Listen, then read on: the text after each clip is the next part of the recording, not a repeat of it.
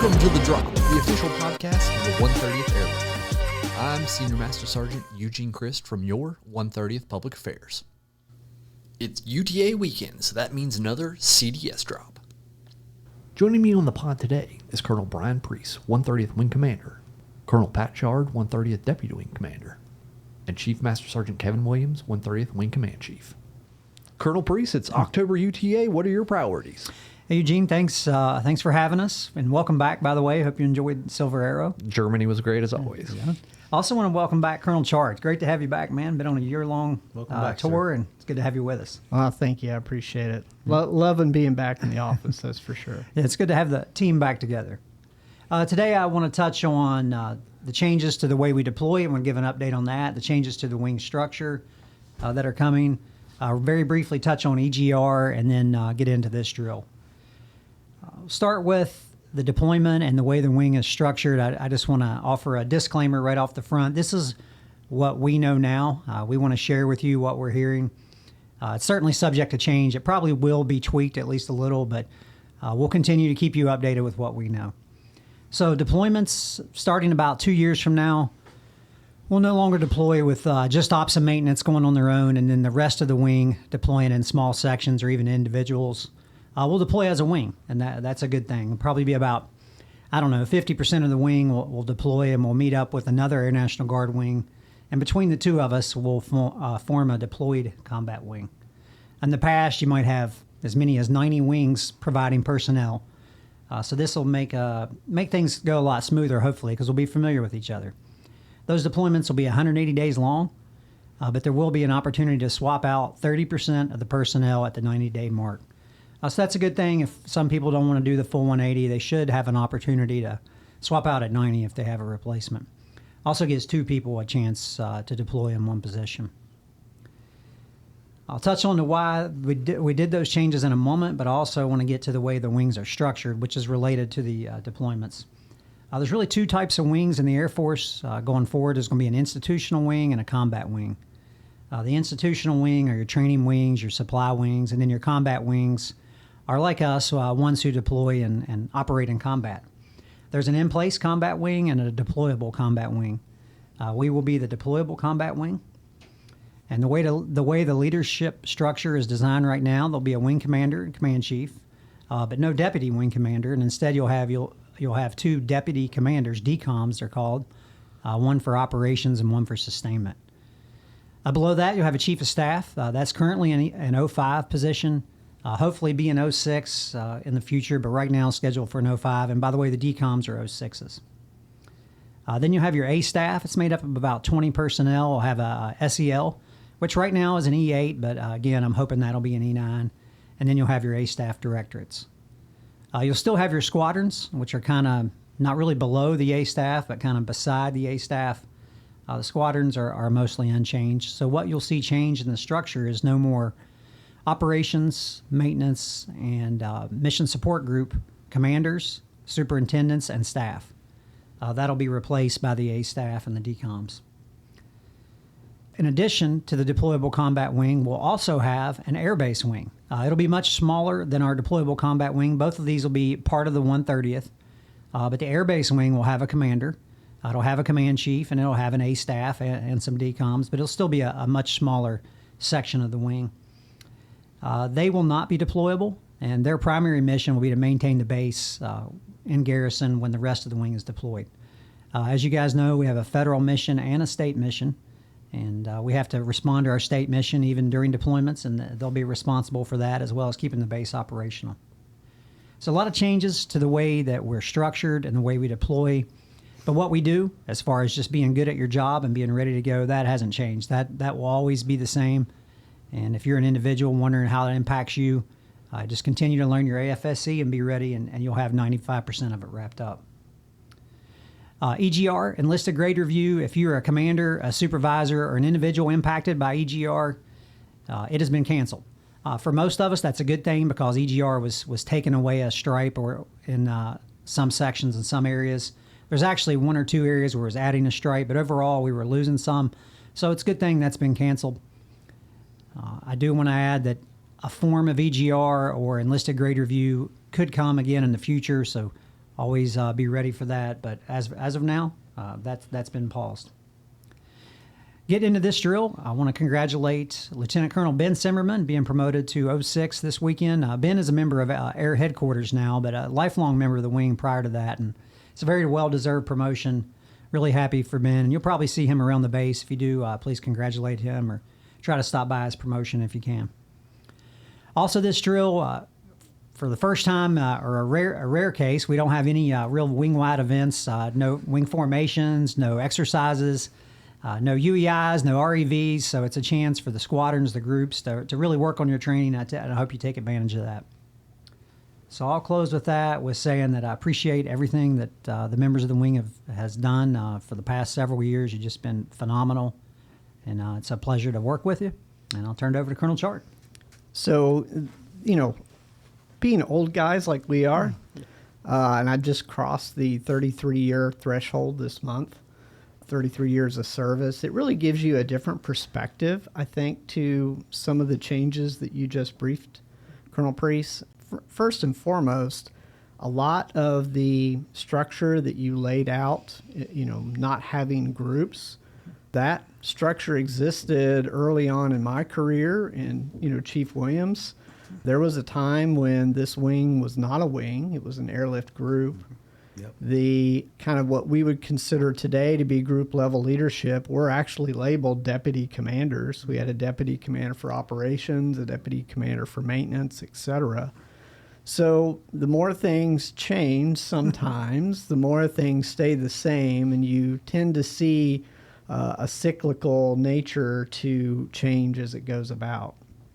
A lot of these changes are profound. Mm-hmm. They will mean a lot to things like force development for officers. They'll mean a lot to our enlisted force and their development.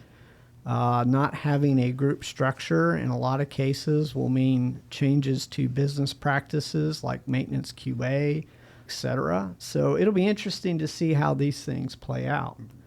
As much change as we experience, I do have to point out that, this wing still is fundamentally doing a very similar mission to what we've been doing for the last almost 50 years, D-130 Airlift. Thus, even though our organizational structure will change, internal processes will change, certainly technology has advanced significantly, especially over the last 15 years. We're still doing essentially the same mission that we've done since the 1970s. That being said, the one thing that I see different today than what I've seen in my career thus far is change is accelerating. And the, part of our motto, again, is to be responsive to change. And we as leaders and as followers, have to do that. Change is coming at us quickly. It is change that is not fully developed or fleshed out. I think to a large degree, our leaders have not yet, we have not had an opportunity to really, think about how impactful a lot of these elements are going to be.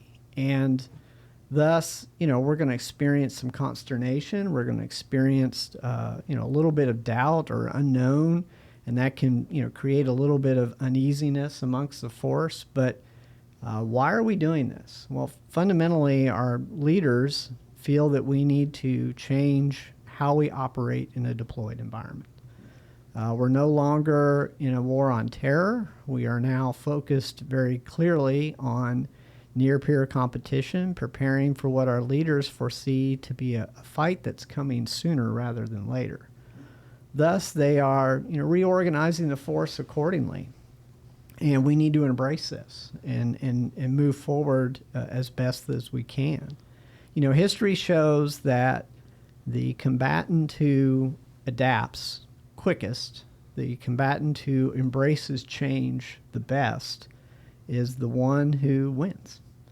So this is an opportunity for us before we're, in a very different environment to practice this and to, embrace this change as it comes along and, to make the absolute best of it, to work through the challenges that it presents and the problems that it brings forward. I'm confident, number one, in our force's ingenuity. and their ability to take this and to make it into something that's better even than our leaders have intended it to be. So looking forward to this, and it's coming at us quick. The timelines that I know we get briefed on show things very near term. So, just wanted to kind of provide a little context, sir, to what you just talked about, and, kind of shape a little bit of the why. But, again, fundamentally, we're still doing what we've done for a long time, what generations of members of this wing have done at an extremely high level. And couldn't be more prouder to be back now full time with the wing and with this leadership team. Chief? So what I intended to say last, I'm going to say first, because that was such an excellent segue to where I wanted to go. So everything. We honestly don't plan this. We really don't. We really don't. So Colonel Preece, you just described all the change that's coming from a organizational perspective, and a big takeaway from what the two of you talked about was it would appear that there's very little change at the squadron level, that we'll still continue to fly C-130s just like we always have. And while that's 100% factual, I think if we're at the squadron level and we believe that, well, we don't change, I think we're missing an opportunity. And to that end, I want to talk about readiness. We go to our readiness meetings. You look at all those metrics that we talk about in those meetings. We look at IMR, we look at equipment, we look at the number of personnel we have, are they trained? And I gathered this from the Wing Commanders Conference that Colonel Preece and I were at, and I got it from another chief, but I've really pondered on it lately. Those are all metrics that get us to the fight. But we're in discussions right now, and all this change is taking place because we're trying to be prepared for great power competition. We're trying to be prepared for a near-peer adversary. It's going to be very different than what we're used to. Yes. And so I think at the squadron level, change needs to look like, let's examine some metrics that bring people home. How serious do we take TCCC? How serious are we taking firearms proficiency? Our spiritual and physical fitness, our overall wellness, not just a skill level achievement, but am I no kidding an expert in my craft? I think that's what change needs to look like at the squadron level. Just wanted to share that with the wing. That's a good point. I think it could be some time well spent. And I think it fundamentally comes down to how we train, right? Yes, sir. Historically, if you think back to Joint Forge, Joint Endeavor, rotations that we used to do. A lot of what you're talking about, Colonel Preece, is what we used to do then. Mm-hmm. We would take, groups of a couple wings, put them together in a deployed environment, create a command structure out of a mission commander, and on the way down, and we would conduct business in that environment. A lot of times we used to train with other wings that we were aligned with. At one time, it was us, Oak City, and Savannah. The 165th and the 137th and us were aligned under a wing commander who was a 1-star way back in the day. And, we would train together. We would do exercises together and so forth. And I think we're going to see more of that. I think it helps us, quite frankly, to add some predictability, knowing who we're deploying with. Mm-hmm. And knowing that we can train together ahead of that particular deployment. And, that way we're not meeting the person for the first time when we hit the ground, right? Right. Exactly. So I think fundamentally exactly what you're talking about at the squadron level, even that's what they're going to see is things like that. Yes, sir. And in and amongst all this change that we've been talking about, we talk about control grades a lot, and I just wanted to kind of touch on that. There can be all kinds of speculation about what's going to happen with control grades at the state level. Are we going to gain some? Are we going to lose some? EGR's on, EGR's off. There's going to be an A staff. And I just say from the wing, this wing leadership team, we watch control grades, we look at them, and I don't know what's going to happen. But I can tell you that we're paying attention to it. And I can say that there's a possibility that there could be some movement in the spring, but we'll just have to wait and see and let things fall out like they may. I know one thing's for sure, Chief, especially on the enlisted control grade side, I don't think this wing has a better advocate than you for our enlisted force. Well, thank you, sir. Yep. As fight's the wrong word, but as you, really advocate for our folks and seek to, ensure that they're recognized appropriately for the work that they're doing and that we receive our fair share of resources. You do an incredible job. Thank you for that, Colonel. I appreciate that. And he'll fight if he has to. He will. Tell Chief Ives I'll scrap with him if I need to. And lastly, sirs, all I have is this: the reminder to everyone that the Outstanding Airman of the Quarter nominations be due in to your senior enlisted leaders by the end of drill. That's all I have today. Gentlemen, thank you for your time. Thanks. Thanks. And that's going to do it for this episode of The Drop. For more information about the 130th Airlift Wing, visit us on the web at www.130aw.ang.af.mil. Additionally, you can find us on all major social media platforms. Lastly, you can see us in the skies delivering freedom with courage. This is Senior Master Sergeant Eugene Christ reminding you to stay ready to go.